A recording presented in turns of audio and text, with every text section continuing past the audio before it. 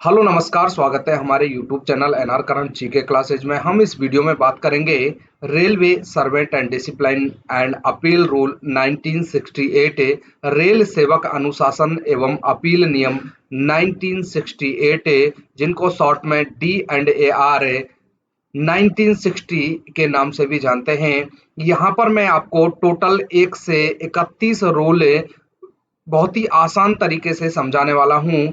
जो जितनी भी रेलवे एलडीसी एग्जाम होती हैं, चाहे वो क्लर्क से रिलेटेड हो, चाहे डब्ल्यूएलआई की एग्जाम हो, चाहे कोई भी एग्जाम जो रेलवे डिपार्टमेंट एलडीसी लेता है, उन सभी के लिए बहुत ही महत्वपूर्ण होने वाली है। इसके अलावा जो रेलवे में जॉब करते हैं रेलवे कर्मचारी हैं, उनको भी इन रूलों को जानना जरूरी है। जैसे SF5 जो भी आपकी चार्जशीट होती है उनके बारे में इस वीडियो में बात करेंगे।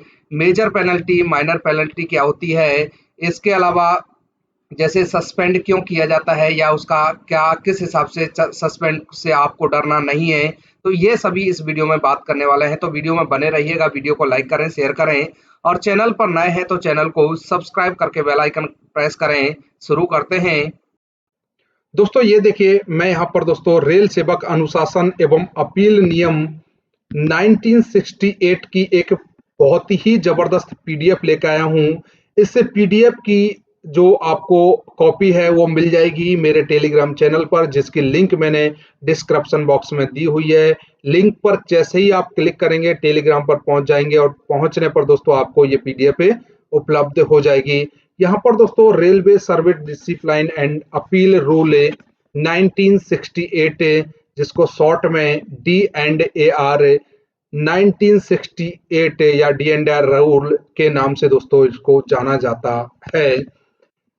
ये दोस्तों प्रभावी हुए हैं 1 अक्टूबर 1968। मेरी दोस्तों स्पीड यहाँ पर थोड़ी सी ज्यादा रह सकती है, आप वीडियो को थोड़ा स्लो करके देख सकते हैं। प्रभावी दोस्तों हुआ है 1/10/1968 को। कुल भाग इसमें है 7 और कुल नियम है 31। तो मैं आपको एक एक भाग यहाँ पर समझाने वाला हूँ, कुल नियम 31 कराने वाला हूँ। ये इस पूरी वीडियो में बहुत जबरदस्त तरीके से मैं इस वीडियो में आपको कराऊंगा। इन नियमों का उद्देश्य क्या है, पहले हम बेसिक जानकारी दोस्तों ले लेते हैं। उद्देश्य क्या है, रेल कर्मचारियों के बीच अनुशासन बनाए रखना, ये इस नियम का उद्देश्य है। कर्मचारियों को दंडित करना, जो दोषी कर्मचारी हैं उनको दंडित करना, प्राकृतिक न्याय का सिद्धांत अपनाना, ये दोस्तों इन नियमों के उद्देश्य हैं। ये नियम किन पर लागू नहीं होते हैं या किसको छोड़कर दोस्तों सभी पर लागू होते हैं, तो ये अखिल भारतीय जो सेवा के सदस्य हैं तो उन पर दोस्तों ये लागू नहीं होते हैं। आरपीएफ के जो सदस्य हैं या आरपीएफ के कर्मचारी हैं उन पर दोस्तों ये लागू नहीं होते हैं। आप कहेंगे कि दोस्तों कि आरपीएफ वाले भी रेलवे कर्मचारी हैं। हाँ, रेलवे कर्मचारी हैं, लेकिन दोस्तों उनके लिए अलग से नियम बनाए गए हैं। इसलिए रेल सेवक आचरण नियम 1968 आरपीएफ कर्मचारियों पर लागू नहीं होते हैं। आकस्मिक श्रमिक जो कैजुअल लेबर होती है, जैसे ठेकेदार के अंडर कोई काम कर रहा है, जैसे उसके अंदर कोई टेक्नीशियन या कोई कर्मचारी काम कर रहा है, तो उस पर भी दोस्तों ये नियम लागू नहीं होते। अब थोड़ा सा नीचे चलते हैं। यहाँ पर देखिए भाग 7 मैंने आपको बताए थे। तो सबसे पहला जो भाग है भाग नंबर 1 है, जिसमें रूल 1, 2, 3 मतलब 3 रूल आते हैं जिनको सामान्य रूल के नाम से जाना जाता है। सामान्य रूल में हम रूल नंबर फर्स्ट पढ़ेंगे कि रूल नंबर जो फर्स्ट है कि संक्षिप्त नाम मैंने आपको बताया डी एंड ए आर 1968। प्रभावी होने की तारीख मैंने आपको बताई थी कि 1 अक्टूबर 1968। शॉर्ट टाइटल्स एंड कमेंसमेंट, ये दोस्तों रूल नंबर 1 में इनकी जानकारी दी गई है। उसके बाद रूल नंबर 2, इसमें दोस्तों डेफिनेशंस या परिभाषाएं हैं। इसको दोस्तों अच्छे से आपको समझ लेना है। परिभाषाएं दोस्तों क्या परिभाषाएं हैं कि जो जितने भी प्राधिकारी हैं, अधिकारी हैं, उनकी क्या परिभाषाएं रूल नंबर 2 में दी गई है, उनके काम क्या है, किस प्रकार से वो वर्क करते हैं, ये दोस्तों रूल नंबर 2 में बताया गया है परिभाषाएं। मैं यहाँ पर दोस्तों आपको जो इम्पोर्टेंट प्राधिकारी हैं वो यहाँ पर बता रहा हूँ, आप ध्यान से देखिए। पहला जो है नियुक्ति प्राधिकारी, जिसको अपॉइंटिंग अथॉरिटी कहते हैं। अपॉइंटिंग अथॉरिटी जो कर्मचारी को पद पर नियुक्त करता है वही अपॉइंटिंग होगा। अपॉइंटिंग का मतलब जो नियुक्त करता है वही अपॉइंटिंग होगा। अनुशासनिक प्राधिकारी, अनुशासनिक जो प्राधिकारी है, डिसिप्लिनरी अथॉरिटी या ऑफिसर, जिससे शास्ति, शास्ति मतलब दंड लगाने का, जिसको दंड लगाने का अधिकार है वही अनुशासनिक प्राधिकारी होगा, डिसिप्लिनरी ऑफिसर होगा। जांच अधिकारी, जिसको इन्वेस्टिंग ऑफिसर, इन्वेस्टिंग ऑफिसर अनुशासन अधिकारी, जिस अधिकारी को जांच के लिए नियुक्त करता है वो जांच अधिकारी होगा, इन्वेस्टिंग ऑफिसर होगा। जांच के लिए दोस्तों कौन नियुक्त हो सकता है? या तो जो अनुशासनिक प्राधिकारी वो खुद हो सकता है, या फिर कोई एक अधिकारी को नियुक्त कर सकता है, या कोई एक पर्यवेक्षक या संयुक्त समिति को वो नियुक्त कर सकता है। उसके बाद 4 में देखिए प्रस्तुति अधिकारी, प्रेजेंटिंग ऑफिसर है। प्रस्तुति अधिकारी प्रशासन का पक्ष रखने वाला होता है, जिसका काम होता है दोस्तों रिकॉर्ड या कागजात पेश करना और गवाहों से प्रश्न पूछना और अंत में अपनी रिपोर्ट अनुशासनिक प्राधिकारी को देना। ये होता है प्रस्तुति अधिकारी। उसके बाद अपील अधिकारी या अपीलीय प्राधिकारी, जिस अधिकारी को अपील की जा सकती है वो अपील प्राधिकारी होता है।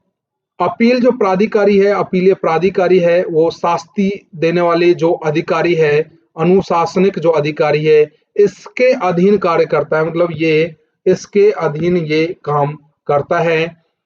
ये दोस्तों अपील प्राधिकारी ये शास्ति को रद्द कर सकता है।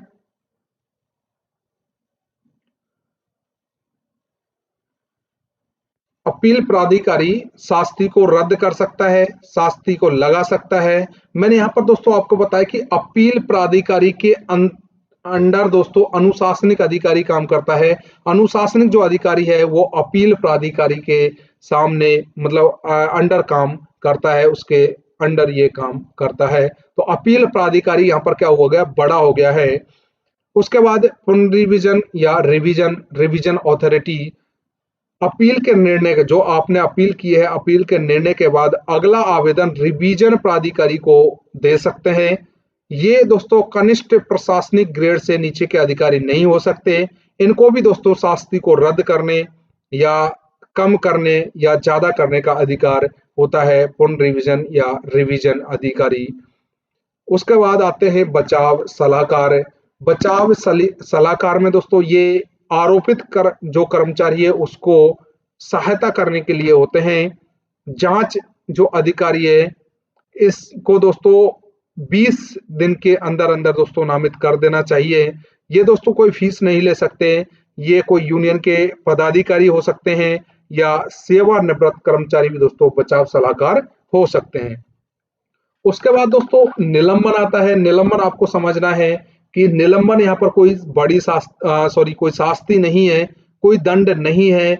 इसके द्वारा दोस्तों कर्मचारी को जो कार्यालयी जो गतिविधि है उनसे उनको दूर रखा जाता है।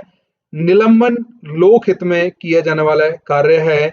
निलंबन के लिए दोस्तों SF 1 जारी की जाती है।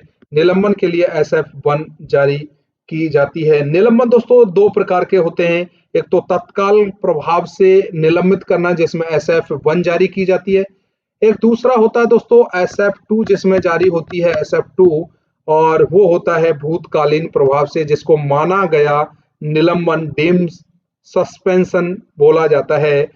निलंबन आदेश के विरुद्ध दोस्तों अपील की जा सकती है। अपील निलंबित करने वाले अधिकारी के ऊपर के अधिकारी के समक्ष की जा सकती है।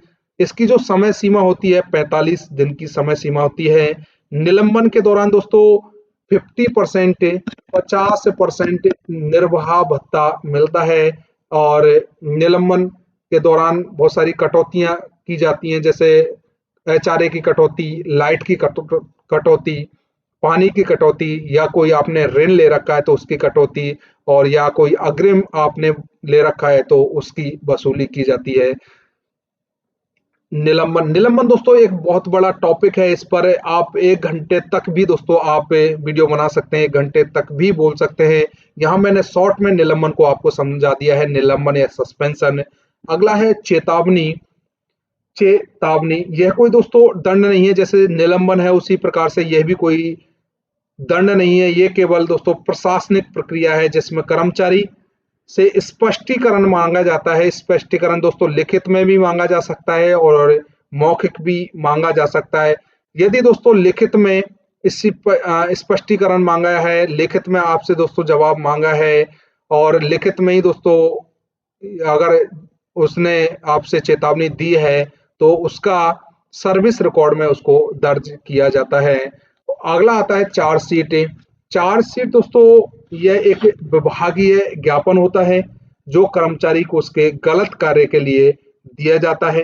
इसमें कर्मचारी के विरुद्ध जो लगाए गए आरोप हैं उनका उल्लेख होता है, घटना का भी दोस्तों विवरण होता है, समय और स्थान आदि का स्पष्ट उल्लेख दोस्तों चार्जशीट में किया जाता है। ये दोस्तों मेन जो पॉइंट थे मैंने आपको यहाँ पर बताए हैं। अब देखिए रूल नंबर 3। रूल नंबर 3 में विस्तार क्षेत्र या एप्लीकेशन या अनुप्रयोगी, ये जो रेल सेवक अनुशासन जो अपील नियम है इनका विस्तार क्षेत्र क्या है, अनुप्रयोग कहाँ कहाँ हो सकते हैं। तो इससे पहले मैंने आपको बता दिया था कि अखिल भारतीय सेवा के जो सदस्य हैं इनको छोड़कर, आरपीएफ के जो कर्मचारी हैं उनको छोड़कर, और आकस्मिक जो श्रमिक हैं कैजुअल लेबर इनको छोड़कर दोस्तों ये सभी कर्मचारियों पर लागू होते हैं। अब आता है दोस्तों भाग 2। भाग 2 में रूल नंबर 4 और 5 जिसको निलंबन के नाम से जानते हैं। भाग 2 को निलंबन के नाम से जाना जाता है। Rule number 4। रूल नंबर 4 में देखिए निलंबन हेतु सक्षम प्राधिकारी ऑथोरिटीज कंपोनेंट ऑफ और सस्पेंशन है। इसमें दोस्तों सीधा सीधा हम बात करें कि जो नियुक्त कर सकता है वो निलंबित कर सकता है। तो सक्षम प्राधिकारी कौन होगा, जो नियुक्त कर सकता है वही दोस्तों यहाँ पर निलंबित कर सकता है। इसमें दोस्तों आरोप पत्र देने वाला अधिकारी आरोप पत्र लेने वाले कर्मचारी से 3 ग्रेड ऊंचा होना चाहिए। जो आरोप पत्र जारी करता है और जिसको आरोप पत्र जारी करना है उससे 3 ग्रेड ऊंचा होना चाहिए। कनिष्ठ प्रशासनिक अधिकारी ग्रुप सी और जो डी के कर्मचारी हैं उनको दोस्तों निलंबित कर सकता है। इसके अलावा ग्रुप बी का जो कर्मचारी है, ग्रुप बी का, वो भी यहाँ पर ग्रुप सी और डी के कर्मचारियों को निलंबित कर सकता है। इसके अलावा जो स्वतंत्र चार्ज रखने वाला ग्रुप बी का कर्मचारी है वो भी दोस्तों ग्रुप सी और डी के कर्मचारियों को निलंबित कर सकता है। लेवल 6 के जो कर्मचारी है, जो 4200 ग्रेड पे के कर्मचारी है, उनको दोस्तों ये ग्रुप बी वाला जो स्वतंत्र अधिकारी है वो निलंबित कर सकता है। तो ये सक्षम प्राधिकारी आपको सीधा सीधा ध्यान रखना है, जो नियुक्त कर सकता है वो दोस्तों आपको निलंबित कर सकता है। निलंबन दोस्तों आपको मैंने बता दिया था कि निलंबन कोई शास्ति नहीं है। इसको मैं कर्मचारी को दोस्तों विभागीय जो उसका कार्य है उससे दूर रखा जाता है, उसकी गतिविधियों से उसको दूर रखा जाता है। निलंबन लोकहित में किए जाने वाले कार्य होता है। और ये निलंबन 2 प्रकार के होते हैं जिसमें SF1 और SF2 जारी की जाती है। निलंबन के दौरान दोस्तों निर्वाह भत्ता मिलता है 50%। यदि निलंबन में ऐसा लगता है कि निर्वाह भत्ता कम है और प्रशासन की देरी के कारण निलंबन दोस्तों बढ़ रहा है तो 75% तक दोस्तों भत्ता जारी किया जा सकता है। और इसके अलावा यदि ऐसा होता है कि कर्मचारी की गलती के कारण, कर्मचारी के कारण दोस्तों निलंबन की जो समय अवधि है वो बढ़ रही है, तो यहाँ पर दोस्तों उसके भत्ते को दोस्तों 25% घटा सकते हैं। मतलब उसको केवल 25% ही निर्वाह भत्ता दिया जा सकता है। ये यहाँ पर निलंबन या सस्पेंशन। अब आता है दोस्तों भाग 3। भाग 3 में भाग 3 में दंड एवं अनुशासनात्मक प्राधिकारी, जिसमें रूल नंबर 6, 7 और 8 आते हैं। पेनल्टीज एंड डिसिप्लिनरी अथॉरिटीज, ये आते हैं भाग 3 में। भाग 3 में दोस्तों अब देखते हैं यहाँ पर रूल नंबर 6। रूल नंबर में 6 में शास्तियां, जो दंड हैं, उनके बारे में बताया गया है। छोटी एवं बड़ी शास्ति, पेनल्टीज मेजर एंड माइनर। यहाँ पर दोस्तों दो प्रकार की पेनल्टी होती है। मैं पेनल्टीज बता देता हूं, उसके बाद यहाँ पर मानक फॉर्म के बारे में बात करेंगे। दो प्रकार की शास्ति होते हैं, दंड होते हैं, पेनल्टी होती है, माइनर एंड मेजर है। इसमें दोस्तों छोटी जो शास्ति है, जिसमें निंदा, आप दोस्तों निंदा हो सकती है, नियत अवधि के लिए पदोन्नति पर रोक आपको लगाई जा सकती है। नुकसान की भरपाई, नुकसान की भरपाई का मतलब है कि यदि आपने कोई ऐसा कृत्य किया है जिस जो रेलवे को नुकसान हुआ है, उसकी भरपाई आपसे करवा सकते हैं। पास पीटीओ को रोक सकते हैं। ये दोस्तों यहाँ पर छोटी शास्ति में होता है। इसके अलावा पद में अवनति भी कर सकते हैं कि 3 साल से अधिक नहीं होगी, जिसका भविष्य में तथा पेंशन पर कोई प्रभाव नहीं पड़ेगा। वेतन वृद्धि को नियत अवधि के लिए दोस्तों रोका जा सकता है। ये सभी दोस्तों छोटी शास्ति में आती हैं। अब आती है दोस्तों बड़ी शास्ति, मेजर पेनल्टीज, जिसमें SF5 जारी की जाती है। SF5 दोस्तों जारी की जाती है। मेजर पेनल्टी, इसमें दोस्तों क्या हो सकता है, जैसे compulsory retirement, removal from service, और रिमूव फ्रॉम सर्विस के अलावा दोस्तों बर्खास्त, जिसको डिसमिसल फ्रॉम सर्विस भी कहते हैं। इसके अलावा नियत अवधि के लिए निचले जो वेतन का निचला क्रम है, उसके स्टेज पर अवनति कर दिया जाता है, जिसमें निर्देश होता है कि अवधि के समाप्त होने पर अवनति का जो प्रभाव है भावी वेतन वृद्धि पर होगा या नहीं, ये दोस्तों उसमें स्पष्ट लिखा होता है। तो ये मुख्यतः 3-4 तरह के होते हैं, जैसे सेवा से हटाना, बर्खास्त करना। सेवा से हटाना और बर्खास्त करना, रिमूवल फ्रॉम सर्विस या डिसमिसल फ्रॉम सर्विस, दोनों में दोस्तों आप अंतर समझिए। सेवा से हटाना क्या होता है, जो भविष्य में सरकारी नौकरी के लिए योग्य होता है, उसमें दोस्तों सेवा से यदि हटा दिया जाता है तो वो भविष्य में सरकारी नौकरी कर सकता है, उसके लिए योग्य होता है। बर्खास्त करना क्या होता है कि सरकारी नौकरी के लिए अयोग्य की भविष्य में आप सरकारी नौकरी नहीं कर पाएंगे, वो बर्खास्त करना होता है। रूल नंबर 6 में ये दोनों पेनल्टीज मैंने बताई। अब दोस्तों यहाँ पर मानक फॉर्म की बात करते हैं। मानक फॉर्म है, स्टैंडर्ड फॉर्म है। यहाँ पर आपने सुना होगा कि SF5 मिली है, SF1 मिली है, SF2 मिली है, SF11 मिली है। तो वो दोस्तों यहाँ पर मैं आपको बता देता हूँ। थोड़ा सा यहाँ पर मैं स्पीड में आपको बताऊंगा। SF1 निलंबन का आदेश, SF2 माना गया निलंबन। माना गया निलंबन का मतलब है कि आप जैसे किसी केस में फंस जाते हैं, अरेस्ट हो जाते हैं, रेलवे को नहीं पता है। रेलवे को जब पता लगता है और आप 48 घंटे से अधिक हिरासत में रहते हैं, तो उस अवधि से दोस्तों आपको निलंबित मान लिया जाता है। तो SF2 होती है। SF3 बेरोजगार प्रमाण पत्र, यदि आपको निलंबित कर दिया गया है, निलंबन में आप हो, तो आप दोस्तों यहाँ पर आपके लिए SF3 जारी होगी। जो रोज बेरोजगार जो भत्ता है, जो निर्वाह भत्ता है, उसके लिए दोस्तों ये SF3 जारी की जाती है। निलंबन रद्द करने का आदेश आपको दोस्तों यहाँ पर SF1 के बाद SF4 दी जाती है कि पहले निलंबित किया है, उसके बाद निलंबन रद्द करने के आदेश है। उसके बाद SF5 मैंने आपको बताया कि बड़ी शास्ति की चार्जशीट होती है। SF6 इसमें संलग्न दस्तावेज नहीं देने के आदेश होते हैं। उसके बाद SF7 इसमें जांच अधिकारी की नियुक्ति की जाती है कि जो आपको चार्जशीट दी जा रही है उसमें जांच अधिकारी की नियुक्ति। उसके बाद प्रस्तुति अधिकारी की नियुक्ति यहाँ पर SF8 में। SF9 में इसको हटा दिया गया है, ये कारण बताओ नोटिस जारी किया जाता था इसमें। SF10 में संयुक्त कार्रवाई के आदेश दोस्तों यहाँ पर दिए जाते हैं। SF10A संयुक्त कार्रवाई में जांच अधिकारी की नियुक्ति और SF10B में संयुक्त कार्रवाई में प्रस्तुति अधिकारी की नियुक्ति। SF11 छोटी शास्ति की चार्जशीट है। SF11A SF 11A में छोटी शास्ति की चार्जशीट जब जांच करना आवश्यक हो।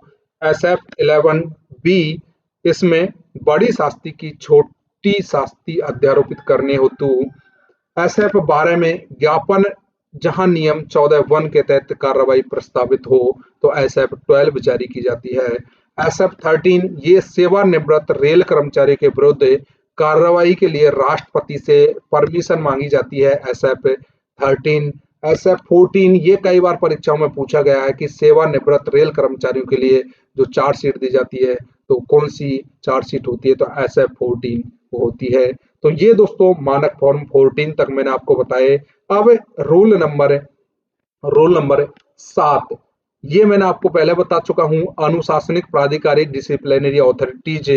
यहाँ पर अनुशासन जो प्राधिकारी है, अनुशासनिक जो प्राधिकारी है वो दोस्तों यहाँ पर सबसे बड़ा होता है राष्ट्रपति, सबसे बड़ा राष्ट्रपति होता है। यहाँ पर दोस्तों अनुशासनिक जो प्राधिकारी है उसको शास्ति लगाने वाला अधिकारी ये आरोप पत्र दे सकता है, दंड भी दे सकता है। चार्जशीट दोस्तों राष्ट्रपति के नाम से ही जारी की जाती है। जो चार्जशीट आपको मिलेगी उस पर राष्ट्रपति का नाम अंकित होगा और जो अधिकारी इसे देता है, इसके लिए एलिजिबल होता है, वो दोस्तों चार्जशीट यहाँ पर आपको जारी करेगा, अनुशासनिक प्राधिकारी उसको कहा जाएगा। रूल नंबर 8 में अनुशासनिक कार्रवाई प्रक्रिया प्रारंभ करने के प्राधिकारी authorities for proceeding of D&AR की सजा को प्रारंभ करने के लिए कौन सक्षम है, कौन प्राधिकारी सक्षम है, रूल नंबर 8 में बताया गया है। अब आता है दोस्तों भाग नंबर 4। भाग नंबर 4 वो दंड लगाने की प्रक्रिया भाग नंबर 4 में बताई गई है। ये रूल 9 से 16 होते हैं, रूल 9 से 16 इसमें भाग 4 में है। सबसे पहले रूल नंबर 9 वही दोस्तों बड़ी शास्ति लागू करने की जो कार्यविधि है वो किस प्रकार से यहाँ पर रहेगी। बड़ी शास्ति SF 5 जारी की जाती है। तो SF 5 जो जारी की जाती है उसकी कार्यविधि क्या है वो मैं दोस्तों यहाँ पर बता देता हूँ कि बड़ी शास्ति जो दीर्घ शास्ति है उसकी प्रक्रिया क्या है। तो सबसे पहले तो SF 5 के लिए कि जो कर्मचारी ने गलती की है वो SF 5 लायक है या नहीं, पहले ये निर्णय किया जाता है। उसके बाद दोस्तों SF 5 जारी किया जाता है। उसके बाद दोस्तों जो SF 5 है, जो आरोप पत्र है वो जारी हो चुका है। आरोप पत्र जारी होने के बाद दोस्तों कर्मचारी अपना प्रतिवेदन या जो जवाब है वो 10 दिन के अंदर अनुशासनिक प्राधिकारी को देगा और अनुशासनिक जो प्राधिकारी है उस जवाब से यदि संतुष्ट हो जाता है तो उसे जो आरोप है उसको समाप्ति भी कर सकता है। यदि संतुष्ट नहीं होता है तो SF 7 जारी करके दोस्तों जांच अधिकारी की नियुक्ति कर सकता है यदि आवश्यकता पड़ती है। जांच अधिकारी जांच पूरी करता है और इसे कर्मचारी को बचाव के लिए इसमें दोस्तों पूरे अवसर दिए जाते हैं। जांच की रिपोर्ट अनुशासनिक अधिकारी को भेज देगा और एक कॉपी दोस्तों कर्मचारी को भी दे दी जाएगी।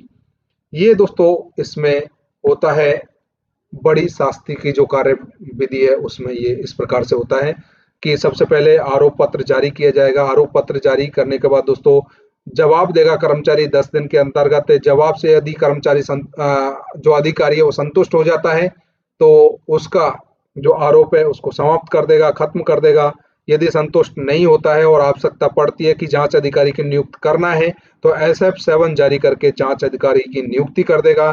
जांच अधिकारी अपनी जांच जो भी आप वो जांच इकट्ठी करेगा गवाहों के माध्यम से, डॉक्यूमेंट्स के माध्यम से, वो सभी जो जांच की रिपोर्ट है वो अधिकारी को भेज दिया जाएगा और अधिकारी दोस्तों उस पर आगे निर्णय लेगा।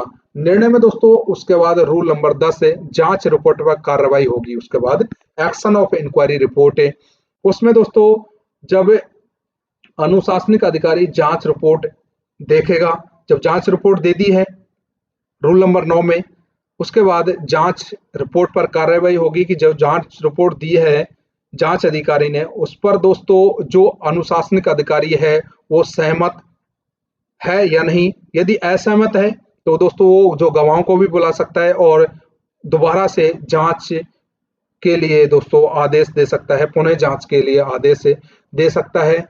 जांच रिपोर्ट के आधार पर आरोप के बारे में दोस्तों अपना निर्णय दे सकता है। यदि वह पेनल्टी उसके सक्षम होती है, जो भी पेनल्टी उसको देनी है उसके क्षमता में होती है, तो वो पेनल दोस्तों उनका आदेश दे देता है। अन्यथा जो सक्षम अधिकारी है उसको दोस्तों उसके पास में भेज देता है। उसके बाद दोस्तों यहाँ पर एक एनआईपी होती है। एनआईपी का मतलब होता है यहाँ पर notice for imposition of penalties. ये कई बार परीक्षा में पूछा गया है। एनआईपी की full form notice for imposition of penalties. इसमें दोस्तों ये क्रम जो कार्रवाई है उसका अंतिम चरण होता है, जिसमें पेनल्टी के आरोप पत्र का उल्लेख होता है तथा अपील किस अधिकारी को कर सकते हैं और उसकी सूचना भी दोस्तों इसमें एनआईपी में होती है और कर्मचारी को व्यक्तिगत रूप से दोस्तों एनआईपी दी जाती है। यहां हो गया दोस्तों रूल नंबर 10 तक कि एनआईपी कार्रवाई, जांच रिपोर्ट की कार्रवाई होगी, इस पर एनआईपी जारी होगी। अब आता है दोस्तों रूल नंबर 11। इसमें छोटी शास्ति लागू करने की कार्यविधि है कि छोटी शास्ति में भी इसी प्रकार से दोस्तों उसकी कार्यविधि होती है कि SF11 के लिए जो गलती है वो लायक है या नहीं है। उसके बाद आरोप पत्र जारी होता है, कर्मचारी प्रतिवेदन देता है, जवाब देता है। यदि कर्म अधिकारी जवाब से संतुष्ट होता है तो उस शास्ति को समाप्त भी कर सकता है या दोस्तों आगे जांच करवा सकता है। तो ये रूल नंबर 11 में छोटी शास्ति की कार्रवाई। उसके बाद रूल नंबर 12 आदेशों की सूचना।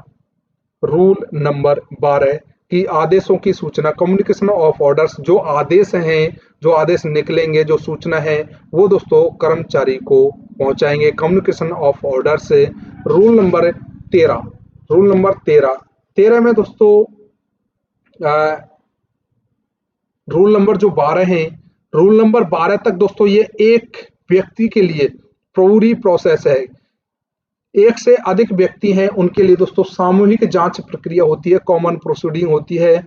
और दोस्तों एक ही सजा यदि है कर्मचारी की, फॉर रूल नंबर जो 12 हैं तो वो तो केवल एक कर्मचारी के लिए। यदि इससे अधिक व्यक्ति होते हैं तो उसमें दोस्तों सामूहिक जांच प्रक्रिया होती है और सजा यदि एक ही देनी होती है तो उसमें जांच प्रक्रिया होती है। जांच प्रक्रिया में दोस्तों कब अपनाई जाती है कि सभी रेलवे कर्मचारी होने चाहिए, कम से कम 2 कर्मचारी होंगे और सभी पर दोस्तों एक जैसा ही आरोप है। अगर दूसरा कोई आरोप है तो उस पर दूसरी तरीके से प्रोसीडिंग होगी। लेकिन यहाँ पर दोस्तों सामूहिक जांच प्रक्रिया तभी होगी जब सभी रेलवे कर्मचारी हों, कम से कम 2 आरोपी हों और सभी पर एक ही आरोप निरूपित किया गया हो। Rule number 13। उसके बाद आता है रूल नंबर 14 जो बहुत ही इंपॉर्टेंट है। रूल नंबर 14 में विशेष परिस्थितियों में विशेष कार्रवाई की प्रक्रिया, special procedure in certain cases. इसमें दोस्तों ये कठोरतम नियम है और ये अंतिम विकल्प के रूप में जाना जाता है। यह तभी प्रयोग होता है जब नियम 9, 11 और 13 नियम 9, 11 और 13 के तहत नियमित जांच करना संभव नहीं है, तो ही दोस्तों नियम 14 है उसके तहत कार्रवाई की जाती है। इसमें दोस्तों बिना इंक्वायरी के रिमूव फ्रॉम सर्विस किया जा सकता है। ये तभी लागू होगा जब न्यायालय द्वारा किसी कर्मचारी को दंडित किया गया है। इसलिए दोस्तों कहा जाता है कि ऑन ड्यूटी भी आपको दोस्तों अनुशासन में रहना है और ऑफ ड्यूटी भी आपको अनुशासन में रहना है।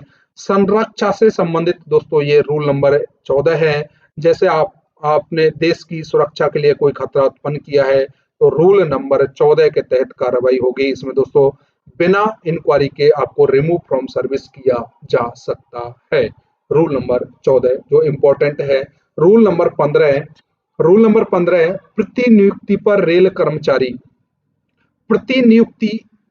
कर्मचारी, रेलवे सर्वेंट ऑन डिप्यूटेशन। यहाँ पर कह सकते हैं कि अन्य विभाग जैसे किसी अन्य सेंटर विभाग में, जैसे इनकम टैक्स है, रेवेन्यू डिपार्टमेंट है, उसके कर्मचारी रेलवे में और रेलवे के कर्मचारी अन्य विभाग में यदि जाते हैं और उन पर दोस्तों कोई आरोप लगता है तो रूल नंबर 15 के तहत कार्रवाई होगा। उसके बाद रूल नंबर 16 भी दोस्तों इसी टाइप से है कि रेलवे में अन्य केंद्रीय कर्मी या राज्य सरकार के कर्मचारियों की प्रतिनियुक्ति, राज्य सरकार के कर्मचारी या केंद्र सरकार के जो कर्मचारी हैं रेलवे में प्रतिनियुक्त होते हैं तो दोस्तों उन पर रूल नंबर 16 के तहत कोई भी अगर आरोप होता है तो रूल नंबर 16 के तहत कार्रवाई होगी। अब आता है दोस्तों भाग नंबर 5 जिसको निवेदन या अपील के नाम से भी जाना जाता है, जिसमें रूल 17 से 24 तक रूल हैं। 8 रूल दोस्तों यहाँ पर हैं, 17 से 7 8 रूल दोस्तों यहाँ पर दिए हुए हैं। रूल नंबर 17, ऐसे आदेश जिनके विरुद्ध अपील नहीं की जा सकती, 17 से लेकर 24 तक यहाँ पर हैं। और ऐसे आदेश जिनके विरुद्ध अपील नहीं की जा सकती, order against which no appeal lies, rule number 17 में आते हैं कि ऐसे आदेश यहाँ पर हैं जो उनके विरुद्ध अपील नहीं की जा सकती। रूल नंबर 18, ऐसे आदेश जिनके विरुद्ध अपील की जा सकती है। दोनों दोस्तों एक दूसरे के यहाँ पर अपोजिट हैं। रूल नंबर 18 में ऐसे आदेश हैं जिनके विरुद्ध अपील की जा सकती है। रूल नंबर 19 में दोस्तों अपीलीय प्राधिकारी मैंने पहले भी बताया था कि अपील जिसके पास आप करेंगे वो अपीलीय प्राधिकारी होगा। यदि आप अपील करते हैं और किनको अपील करेंगे तो दोस्तों वो अपीलीय प्राधिकारी जिन्होंने दोस्तों आपको चार्जशीट दी है उनको दोस्तों आप अपील करेंगे। अपीलीय प्राधिकारी कौन होगा? जिन्होंने आपको दोस्तों चार्जशीट दी है उसी को दोस्तों आप अपील करेंगे, वही दोस्तों अपीलीय प्राधिकारी होगा। रूल नंबर 20, अपील की सीमा, period of limitation of appeal, appeal की सीमा 45 दिन अपील की सीमा है। तो अपील की सीमा के बारे में दोस्तों यहाँ पर बताया गया है कि अपील की सीमा जो है वो 45 दिन है, 45 दिन। इसके बाद रूल नंबर 21 में अपील का प्रारूप एवं प्रस्तुति, form, content and submission of appeal, appeal का जो प्रारूप है ये दोस्तों आप यहाँ पर प्रारूप किसी से भी बनवा सकते हैं, जवाब किसी से भी बनवा सकते हैं, उसकी प्रस्तुति किसी भी प्रकार से आप यहाँ पर जवाब लिख सकते हैं। उसमें दोस्तों आप किसी वकील से या किसी से जो जानकार है उससे दोस्तों आप प्रारूप तैयार करवा सकते हैं, जवाब बनवा सकते हैं, लेकिन दोस्तों सिग्नेचर आपके ही होंगे, मतलब आप ही उसको देंगे, आप खुद ही दोस्तों आप अपील करेंगे। उसके बाद दोस्तों यहाँ पर आपने अपील के लिए दिया है, यहाँ पर अपील पर विचार किया जाएगा, कंसिडरेशन ऑफ अपील, अपील पर विचार, रूल नंबर 22 में अपील पर विचार। उसके बाद रूल नंबर 23, अपील के आदेशों का कार्यान्वयन, implementation of order in appeal, appeal के आदेशों का कार्यान्वयन, जो आपने अपील की है उस पर किस प्रकार से काम करना है, किस प्रकार से एक्शन लेना है, किस तरह से दोस्तों कार्य होगा, ये रूल नंबर 23 में बताया गया है। रूल नंबर 24 में देखिए दोस्तों, अराजपत्रित कर्मचारियों को विशेष प्रावधान, special provision of non gazetted officers या स्टाफ, अराजपत्रित कर्मचारियों को विशेष प्रावधान। इसमें दोस्तों जो अराजपत्रित कर्मचारी हैं और राजपत्रित कर्मचारी हैं, पहले तो आप राजपत्रित और अराजपत्रित कर्मचारी को समझिए। राजपत्रित कर्मचारी जो गजट से अपॉइंटेड होते हैं, मतलब राजपत्र से अपॉइंटेड होते हैं, वो राजपत्रित कर्मचारी होते हैं। अराजपत्रित कर्मचारी विभिन्न विधियों से, जैसे सीधी भर्ती से, बोर्ड से, रेलवे बोर्ड से, या दोस्तों जैसे अनुकंपा से, ये दोस्तों अराजपत्रित कर्मचारी होते हैं। तो इनके दोस्तों विशेष प्रावधान है यहाँ पर रूल नंबर 24 में दिया गया है, अराजपत्रित कर्मचारियों के विशेष प्रावधान। उसके बाद आ जाता है दोस्तों भाग नंबर 6, जिसमें रिवीजन एंड रिव्यू के बारे में बताया गया है। रूल नंबर 25 और 25A, 25 और 25A, पुनरीक्षण की आपने जो अपील की है, अपील के बाद दोस्तों जो आप सजा दी जा रही है उस पर पुनरीक्षण रिवीजन किया जाना है कि रिवीजन करो, आप सीधा ही सजा नहीं दे, उस पर रिवीजन करो कि किस प्रकार से जो सजा है वो देना सही है या गलत है। उसके बाद दोस्तों समीक्षा करना है, 25A पुनरीक्षण के बाद समीक्षा, कि एकदम से आप सजा नहीं दे, उस पर रिव्यू करें कि इतनी जो सजा दी जा रही है वो सही है, गलत है, क्या उसका है, तो ये समीक्षा रिव्यू होगा। उसके बाद दोस्तों भाग नंबर 7 जो लास्ट भाग है, जिसको मिसलिनियस के नाम से भी जानते हैं, इसमें रूल नंबर 26 से लेकर 31 रूल हैं। 6 रूल दोस्तों इसमें हैं। रूल नंबर 26, इसमें सेवा आदेश और नोटिस, जो आदेश मिला है या नोटिस मिला है उसे लागू करना। जो सेवा या आदेश या नोटिस, सर्विस ऑफ ऑर्डर या नोटिस, कि जो आपको आदेश मिला है या नोटिस मिला है उसको लागू करना। रूल नंबर 26A में रेलवे बोर्ड या राष्ट्रपति की ओर से सेवा आदेश या नोटिस से service of order notice on behalf of railway board and oblique president. Railway board राष्ट्रपति की ओर से सेवा आदेश, इसमें जो आप सजा दे रहे हैं उस पर रेलवे बोर्ड या राष्ट्रपति की क्या क्या गाइडलाइन है, उस गाइडलाइन के हिसाब से आपको ध्यान रखना है कि आप जो भी सजा दे रहे हैं वो सही है या गलत है। रूल नंबर 27, समय सीमा में छूट, रिलैक्स टाइम लिमिट, जो अपील की सीमा थी 45 दिन, उस समय सीमा में छूट की यदि किसी भी कर्मचारी ने 45 दिन में जवाब नहीं दिया है तो उस में छूट, समय की छूट कौन अधिकारी दे सकता है और उसकी क्या प्रक्रिया रहेगी, ये रूल नंबर 27 में कहा गया है। समय सीमा में छूट या देरी को माफ करने की शक्ति। उसके बाद आ जाता है रूल नंबर 28 से कमीशन या आयोग की सलाह पर प्रतिलिपि देना। कमीशन या आयोग, जो संघ लोक सेवा आयोग है, की सलाह पर प्रतिलिपि देना।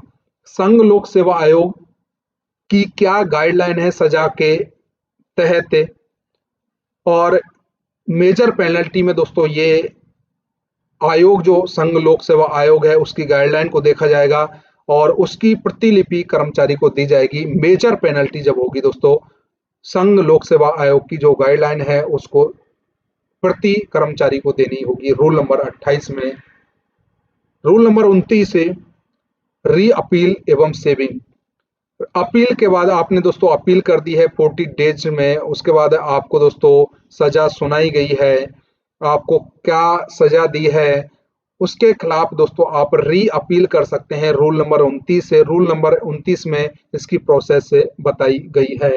रूल नंबर 30 से संदेह का निस्तारण, रिमूवल और डाउट, इसमें संदेह का निस्तारण या संदेह को दूर करना।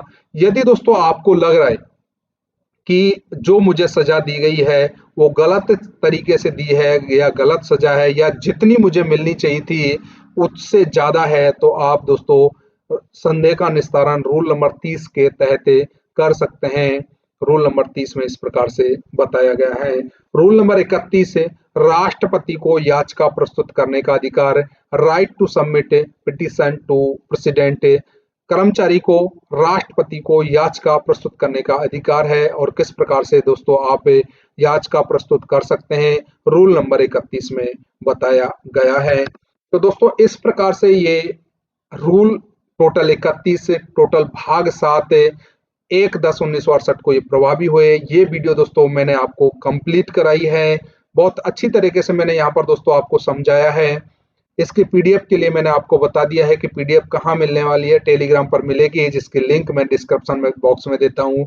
उस पर क्लिक करके आप टेलीग्राम पर पहुंच जाएंगे और वहां पर आप पीडीएफ प्राप्त कर सकते हैं। दोस्तों वीडियो को ज़्यादा से ज़्यादा शेयर कर दें और चैनल को ज़्यादा से ज़्यादा सब्सक्राइब कर दें। सभी के लिए धन्यवाद।